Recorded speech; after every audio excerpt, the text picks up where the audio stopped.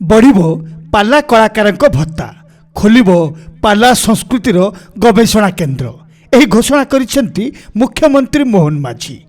केन्दुझर आयोजित 48तम राज्यस्तरीय पाला सम्मेलन में जोगदे मुख्यमंत्री यही प्रतिश्रुति देइछंती। पाला कलाकार माने पुरातन संस्कृतिर रक्षक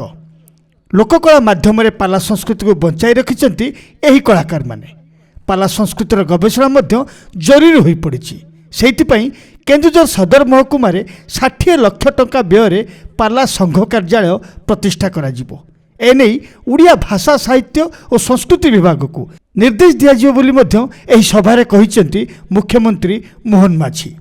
जो पाला कलाकार माने 2000 टंका भत्ता पाउथिले सेमानकु 3000 टंका और जो माने 2500 टंका भत्ता पाउथिले सेमानकु 3500 टंका लेखाएं भत्ता मिलिबो बोली घोषणा करिसेंती मुख्यमंत्री मोहन चरण माझी।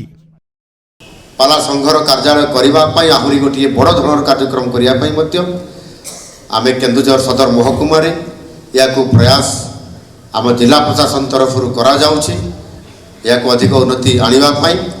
से प्राय गोटे डीपीआर तार एस्टिमेट गोटे तैयारी 60 लाख टंका एक भव्य ये कार्यालय प्रतिष्ठा हम संघ कार्यालय एवं ये आगामी दिन में आपण मानकर गवेषणा करने विभिन्न कार्यक्रम करने वार्षिक उत्सव पालन करने एवं विभिन्न प्रकार उत्सव करने ये आपण निश्चित भाव में आगामी दिन में आम पाला संस्कृति को संरक्षित कर रखापी गवेषणा करने आपण अधिक उत्साहित कर निश्चित भाव में यार भत्ता को आम बढ़ाई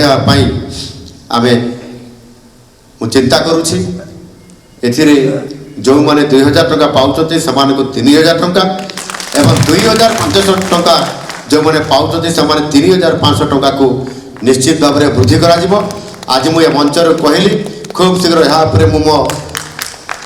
ओडिया भाषा साहित्य संस्कृति विभाग को मु निर्देश